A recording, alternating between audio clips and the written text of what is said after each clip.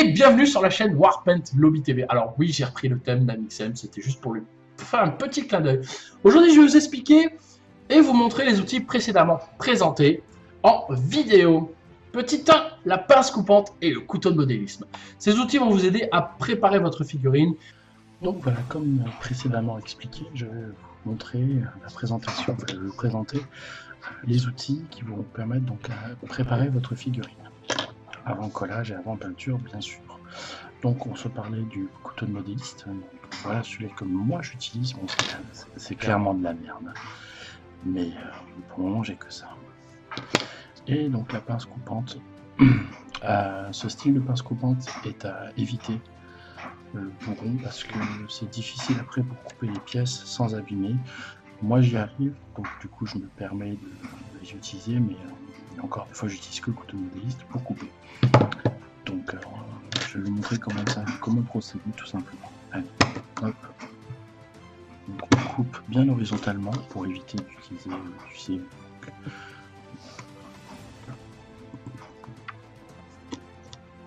voilà. Donc vous voyez, ces traces sont vraiment dégueulasses, hein, comme vous pouvez le voir. Donc ces traces-là sont vraiment dégueulasses. Donc ne vous inquiétez pas, avec la lime qui viendra donc après, on pourra lisser notre plastique pour pouvoir coller parfaitement bien. Voilà. On a encore avec les épaulettes. Donc là pareil, on peut l'arracher. De toute façon, tout ça sera limé par la suite. Le pack dorsal.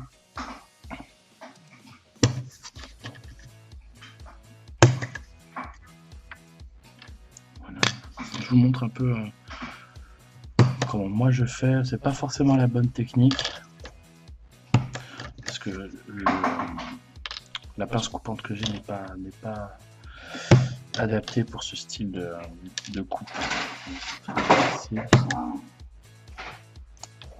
Donc ça, vous pouvez toujours le regarder pour faire des décors ou travailler votre socle.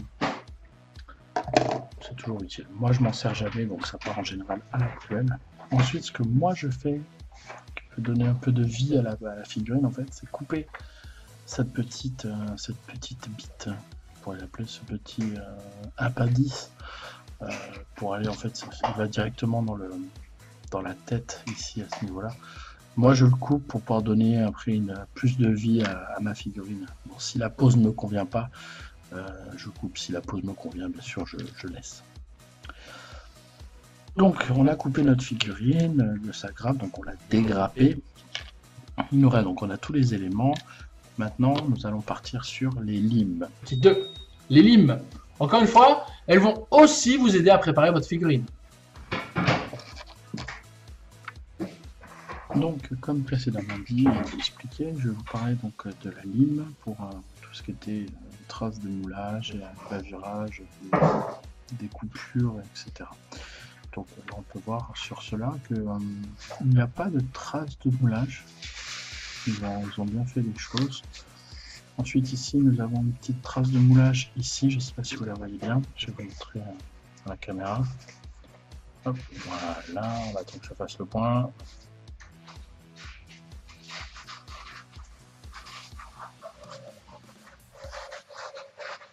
Bon, on voit pas très bien, c'est pas grave, je suis désolé. La caméra fait pas le point. Donc on a une petite trace de moulage ici, là, tout le long. Et ici, donc c'est pas compliqué, hein, on prend la lime. N'importe quelle lime, fait l'affaire, moi. Une mini-lime de préférence. Et on lime.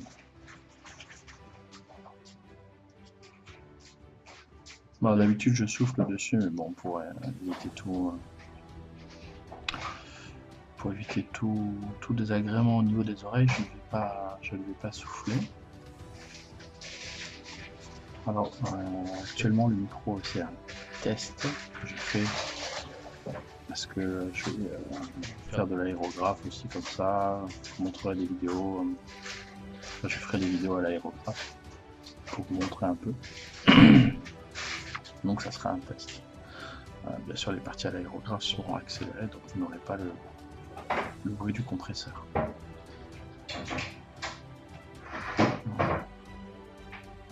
Bon, ici pour les traces de moulage on est bon. Donc on regarde. C'est important, il faut bien regarder partout parce que, regardez, hop, la trace de moulage. Voilà. Et la lime, c'est vraiment le top pour ça. Moi, j'aime beaucoup. Je l'utilisais jamais avant. Je faisais tout au couteau de modéliste et à chaque fois, je ruinais ma figurine. Petite trace de moulage au niveau du casque ici. Bon, maintenant, ils font vraiment, comme j'ai expliqué dans ma vidéo, ils font vraiment des figurines de qualité avec très peu de traces de moulage. Mais bon, il y en a encore et ça peut être désagréable parfois. Donc là, on est bon. Alors, je ne vais pas travailler sur cette figurine. Hein. Là, je vous montre juste ce que moi j'ai fait, enfin ce qu'il faut faire avec les limes et bon, bien sûr le couteau de modéliste, etc., etc. Mais pour peindre, je ne vais pas travailler sur cette figurine. D'accord? Je vais uniquement travailler sur les figurines que j'ai déjà tigées, tout simplement. Donc je vous montrerai dans la prochaine vidéo tuto qui sortira donc incessamment.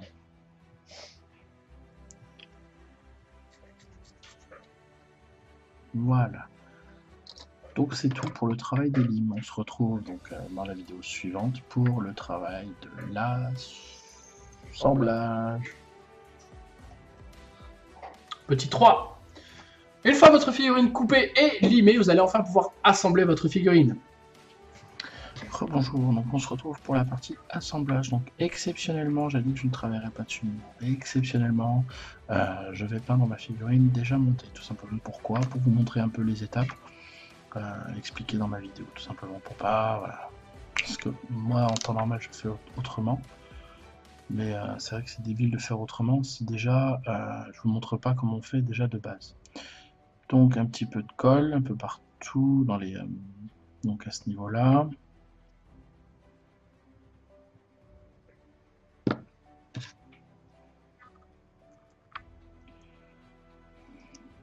Voilà, bon normalement ça s'emboîte parfaitement. Il n'y a pas trop de traces de collage. On évite parce que plusieurs fois en concours de peinture je me suis fait pourrir à cause de ça parce que justement il y avait trop de traces de collage et que ça fait pas professionnel du tout. Donc ces figurines là seront peintes en Imperial Fist, donc je vous montrerai également les étapes pour faire tel que moi je le fais peindre des Imperial Fist. C'est pas vraiment des Imperial Fist, hein. Enfin, si, mais c'est pas du jaune poussin comme on pourrait le voir. Voilà, c'est un peu du jaune travaillé, de mon mélange perso. Je vous expliquerai un peu le procédé faire pour avoir la couleur que moi j'ai. C'est tout bête, hein, vraiment, c'est tout bête. Donc on va mettre le backpack, point de colle, pas plus, hein, c'est vraiment la colle. Moi j'utilise de la colle J-Way, donc Games Workshop. Pourquoi? Parce que je trouvais que c'était la mieux.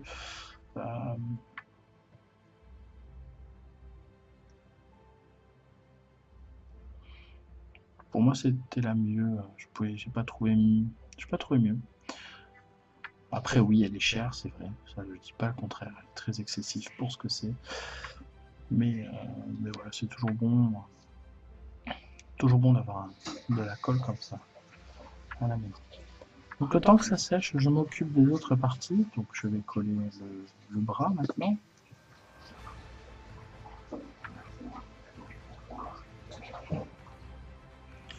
Donc c'est une figurine qui sort du pack Dark Imperium, non, du pack Sans Peur, pardon, ou Dark Imperium, je sais plus. Enfin, c'est des figurines pré-montées, très faciles, hein, vraiment.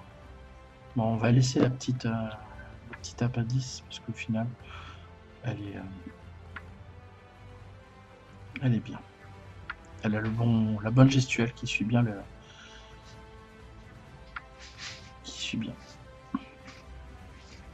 Voilà. Hop, on va pouvoir monter les bras maintenant. On attend que tout sèche. Oui, on attend que tout sèche. Un point de colle. En général, la colle J-Way dure très longtemps parce que justement, il ne faut qu'il n'y ait qu'un point de colle, pas plus.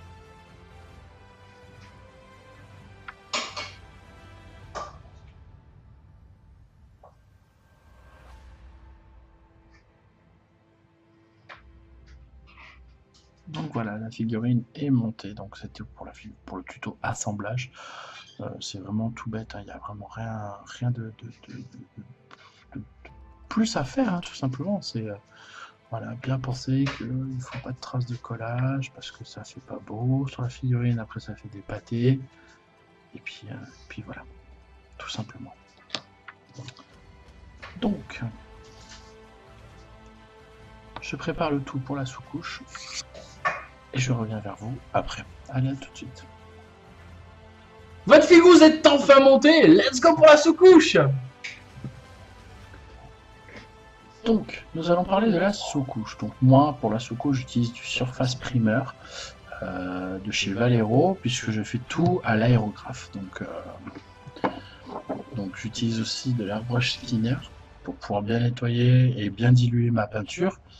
Donc, l'airbrush thinner de chez Valero, toujours. Et donc, comme je l'ai dit, le Surface Primer, qui lui aussi est de Valero. Donc ça, c'est pour les sous-couches blanches.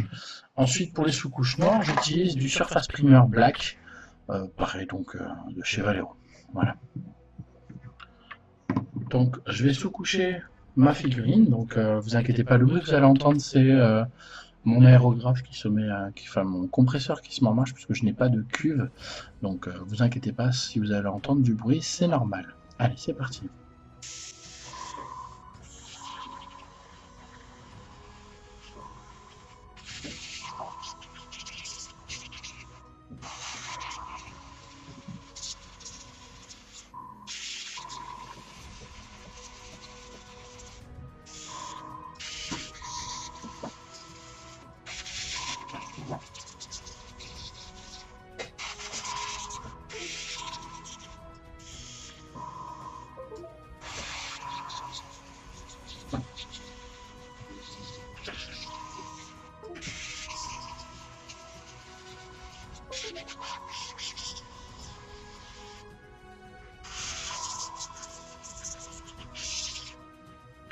Donc voilà, votre figurine est sous-couchée. Donc moi, pour ma part, en blanc, comme je vous l'ai expliqué, par rapport aux différentes couleurs que je vais mettre en place.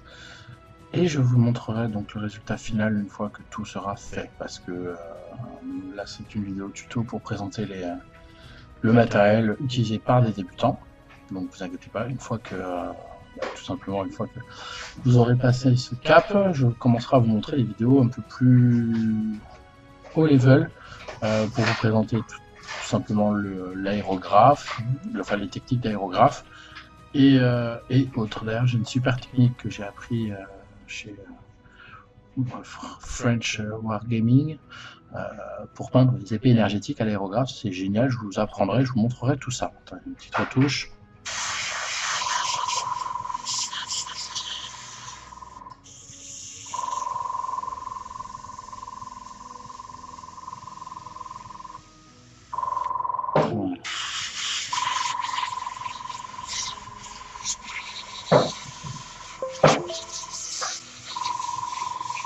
Donc il y a des endroits où je vais mettre plus de blanc. C'est voulu, hein, vous inquiétez pas, c'est juste parce que en fait au niveau de l'éclaircie, eh bien, il est tout simplement plus visible. Donc ça fera de l'éclaircie au niveau de la peinture. Voilà, donc là on est bon. Donc je vais passer ensuite pour la peinture, je vous montrerai un peu le matériel que j'ai, moi, que j'utilise. Le matériel que j'utilise. Donc je n'ai pas de station de lavage encore pour l'aérographe. C'est prévu, hein, vous inquiétez pas, ça va arriver. Mais bon, j'en ai pas trouvé pour le moment à prix assez correct pour moi. Donc on se retrouve pour la prochaine vidéo où je vais vous présenter un peu les pinceaux que moi j'utilise. Voilà, allez, à tout de suite. Petit 5, les pinceaux. La sous-couche est sèche. C'est parti pour la présentation de mes pinceaux. Bien, nous avons vu donc les sous-couches. Comme vous pouvez voir, la sous-couche a très bien fonctionné. Je n'en ai pas trop mis, donc ça n'a pas fait de coulure ni autre. C'est tout, on peut regarder.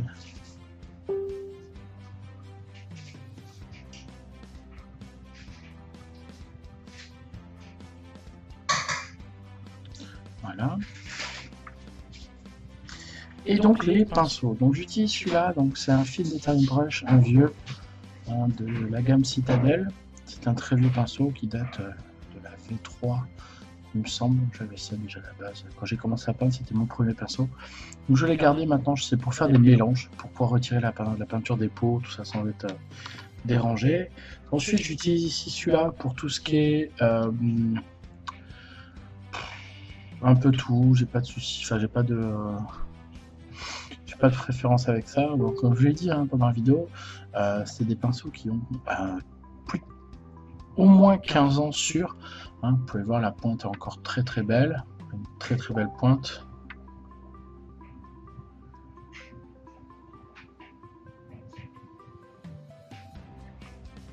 Très très belle pointe. Ensuite, j'ai les autres que j'avais acheté. Donc ça, c'est de la gamme Prince Auguste que j'avais acheté chez J'imagine Bayonne à l'époque. De la gamme Prince Auguste. J'ai un numéro 4 qui est là pour tout ce qui est brossage à sec sur des parties fines, donc des parties bien ciblées. Donc je m'en sers pour faire avant d'avoir l'aéro, en fait, je m'en servais pour tout ce qui était éclairci l'armure. Voilà. Ensuite, nous avons le very fine détail brush de chez Prince Auguste, toujours, donc avec une pointe très très petite pour tout ce qui est vraiment petit détail, les yeux par exemple, ou autre, ou les gemmes, quand on a des personnages qui ont des gemmes sur les fronts ou autre. Ensuite, nous avons donc pareil, nous avons un small dry brush, donc ça c'est pour tout ce qui est dry, c'est tout ce qu'ils appellent lavis et ancrage, voilà. Donc je me sers de celui-là pour drailler. Nous avons encore un détail brush, donc celui-là c'est de la gamme au-dessus qui est plus long et qui est plus gros. Donc celui-là par contre je m'en sers pour tout ce qui est partie métallique, donc en général c'est pour tout ce qui est pour tout recouvrir en fait plus rapidement de noir et après d'argenté. Et nous avons la grosse brosse, donc ça encore une fois c'est pour tout ce qui est brossage à sec, mais on va plus le travailler pour du soclage ou des grosses pièces comme par exemple pour faire un peu de weathering et tout. Voilà. Donc ça c'était mes pinceaux à moi. Bien sûr vous en avez d'autres qui sont peut-être plus utiles. Bon, j'en ai pas encore l'utilité pour le moment. Puis depuis que je suis passé à l'aéro, c'est vrai que j'utilise beaucoup moins les pinceaux, du moins les gros pinceaux. Après j'utilise juste le fin détail wash pour tout le reste. Donc avec, c'est pas trop mal. Allez, on se retrouve pour une prochaine vidéo où je vais vous présenter mes peintures. Petit 6, la peinture. Je vous présente les différentes peintures que je possède et je vous montre également comment procéder pour avoir un résultat tabletop. C'est bien? Et nous voilà donc pour la présentation des peintures. Donc j'utilise souvent, quasiment, de la Vallejo. Encore une fois, je vous le dis parce que ce sont des peintures qui sont utilisées uniquement, enfin que j'utilise moi uniquement pour tout ce qui est peinture à l'aérographe. Parce que c'est en pipette, comme je vous montre là, ouais, c'est en pipette. Du coup, c'est plus facile pour doser la peinture sur l'aérographe, enfin du moins dans l'aérographe. Je vous les ai présentés tout à l'heure lors des sous-couches, donc la surface primaire white et black. Donc on a celle-là. Ensuite, nous avons donc les fameux pots citadelles. Donc là, on a les layers, donc tout ce qui est peinture de recouvrement, comme on pourrait dire. C'est une peinture de base en fait que vous allez utiliser pour baser votre figurine, tout simplement. Ensuite, vous pouvez la retravailler en la diluant un peu plus pour de meilleurs résultats. Ensuite, nous avons des shades, donc ça c'est tout ce qui est encre et des lavis et tout ça. Donc ça c'est des termes bien sûr que vous ne connaissez peut-être pas encore puisque vous débutez dans la peinture. Je vous expliquerai tout ça.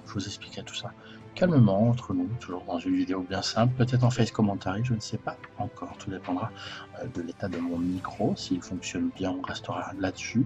S'il fonctionne pas bien, et bien on changera et on repassera pour le micro de base qu'on avait au début. Voilà, donc c'était les seules vidéos que je pouvais faire donc, au niveau de la présentation. Pour ensuite le petit la figurine, le reverse que je vous montre là actuellement. Vous inquiétez pas, il y a une autre vidéo qui va arriver que je vais faire là en suivant où je vais vous montrer les étapes que moi j'utilise, du moins que moi je fais pour arriver à en faire un primaris de chez Imperial Fist. Voilà, tout simplement. Bon là ça va être un peu plus compliqué parce que j'ai pas l'habitude de peindre en fait la figurine toute montée, mais ça devrait faire Donc voilà, on se retrouve pour une prochaine vidéo. Je vous embrasse tous bien fort. Et je vous dis surtout à la prochaine. Ciao, c'était Tristan. Allez, bisous.